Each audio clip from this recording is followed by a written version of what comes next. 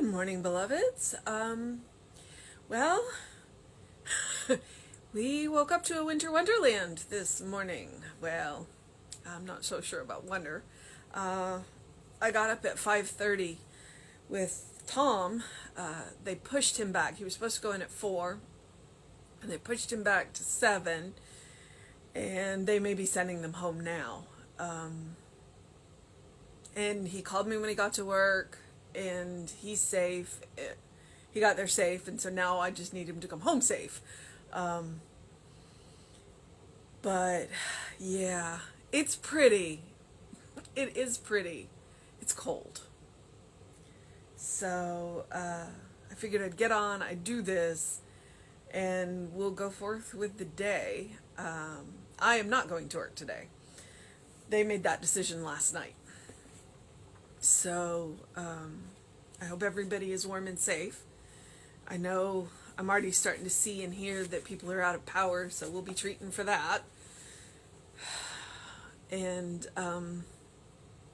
going forth. But it is February 15th. Our title is I Allow More Good into My Life. Blessed are they that have not seen and yet have believed. And that is John 20:29. There is one ultimate thinker, yet this thinker thinks through all of us. This is why our thoughts are creative. The universal mind is incarnated in everyone. Every person has access to it. Every person uses it, either in ignorance or in conscious knowledge. The mind of each of us is the mind of God functioning at the level of our perception of life. Consciously using it, we bring into our experience today something we did not appear to have yesterday. A better environment, a happier circumstance, more love, more joy. In such degree as I know that God is in you is the God that is in me, I cannot seek to do you ill. It would be unthinkable, because all that I could do would be to hurt myself. When all the nations of the world see God incarnated in one another, then we will no longer have use for weapons. We must stop believing that God is somewhere apart from us or somewhere apart from the person or situation that is still in bondage of some kind. We must not be disturbed by the contradiction of objective experience. Rather, we need to know that the truth of God's ever-present activity in our life is superior to that condition that we want to have changed. I sense the eternal presence within me, discarding any thoughts and attitudes that limit my awareness of this presence. I accept the one life as my life and see all around me the expression of love, peace, and harmony. I rejoice in the wondrous gifts of an unlimited universe. And Rita just put on an appearance. Ooh, okay. Oh, static electricity is going to be a thing today. I can already hear it crackling on Rita. All right.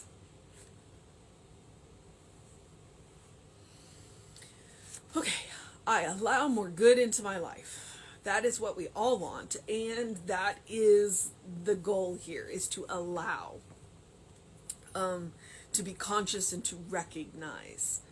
And that the Bible quote is a statement of faith. Blessed are they that have not seen and yet have believed. I like to call faith trust plus imagination. It's like I can imagine a better world, and then I have to trust that it's coming. And then I also have to trust by doing my part to bring it. There is one ultimate thinker, yet this thinker thinks through all of us. There's one mind.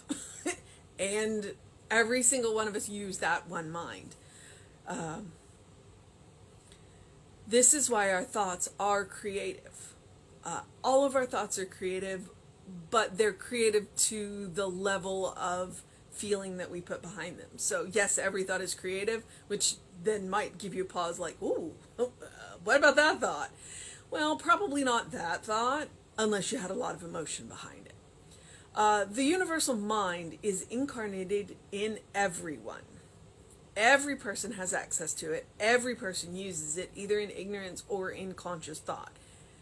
Every one of us use that mind. Every one of us. We're splinters in a greater whole, an amazing whole. But we use it to our level of knowledge. We either use it in complete ignorance and wonder why our life is the way it is, either in a good way or a bad way, or we use it mostly conscious and are at wonder at the way our life is. That doesn't mean we don't have challenges, but it means that when we face challenges, we understand that we can think our way out of them. That sounds a little too pat, but when we change our perception of the challenges that we're in, and one of them is thinking of them as challenges instead of difficulties, then it at least gives us the feeling that we have something we can do about them. The mind of each of us is the mind of God functioning at the level of our perception of life. Do we perceive it to be basically good with some challenges, or do we perceive it to be basically with nothing we can do about it? Consciously using it, we bring into our experience today something we did not appear to have yesterday. A better environment, a happier circumstance, more love, more joy.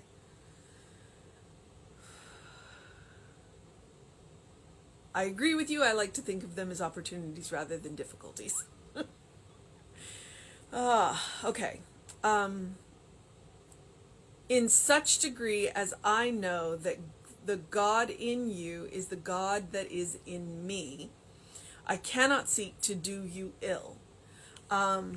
Anybody with a high degree of empathy definitely feels that.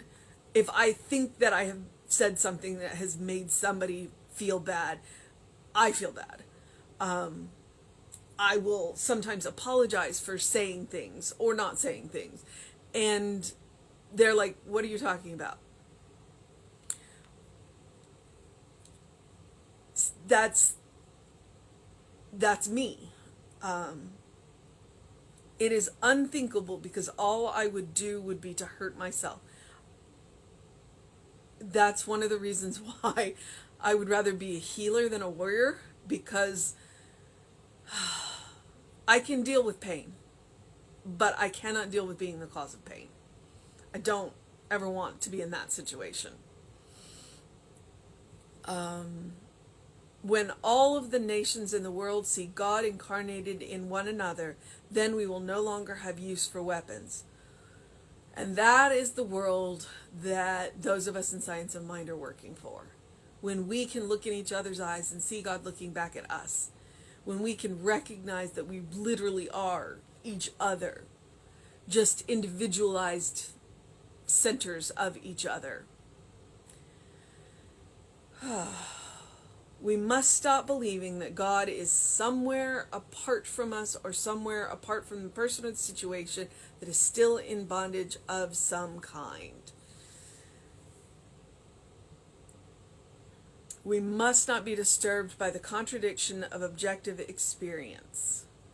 Rather, we need to know that the truth of God's ever-present activity in our life is superior to the condition that we want to have changed. What?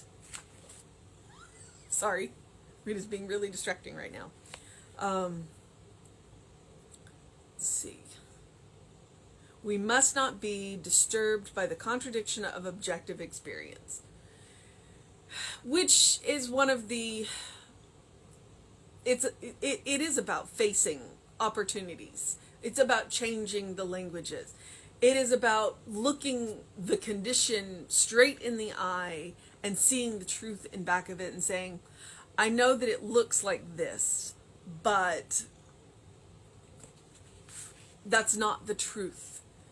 It's not the truth with the capital T. And we do what we can do to mitigate what is going on and hopefully change it for the better.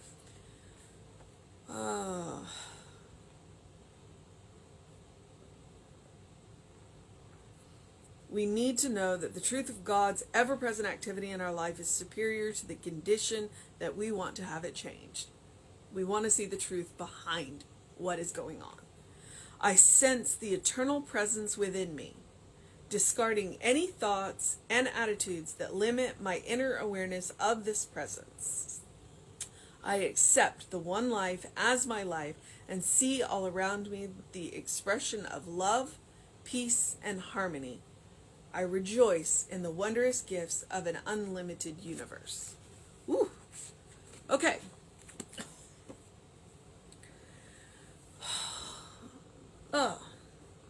It's cold and I'm struggling a bit to think, so I admit it. And I'm starting to wonder what's going on with my heat because it's running and it seems to be colder. So I'm going to have to deal with that shortly. So I would tell you that your mission today is to rejoice in the wondrous gifts of an unlimited universe. To look around and to see the wonder, to see a little bit more than we did the day before. And as always, I do encourage you to do something loving for yourself, do something kind for yourself, do something compassionate for yourself today and every day. It really is the best thing that we can do for the world, because the more loving and kind and compassionate that we ourselves are to ourselves, the more that we will have for everyone else, and the better the world will be. So, yeah. Stay warm today, and do what you need to do to take care of yourself. Those of us here in the deep south, we're facing temperatures that we're not quite sure what to do with. But we'll get through it, just like we always do. So take care of yourself. Remember that you are a beloved child of God in whom Spirit is well pleased, always and forever. That is the state of grace that we live in. And stay warm. I'm not going to promise that Reverend David will be on with you, because I don't know. It will depend on how much power everybody has. He'll get it done. He'll get it done. And if all conditions are good, I will be back with you at 9 a.m. I just may be bundled up all the way. So take care, stay warm, drink plenty of fluids. I know it's cold, but it's easier to get dehydrated in the winter than it is in the summer. So make sure you drink plenty of fluid. It wouldn't hurt if they were warm. I think I'm going to go make myself some tea. All right, beloveds, have a wonderful day. And take a peek out your window if you're in the snow area. And it's beautiful because the sun's come out and I bet it's shining now. All right, beloveds.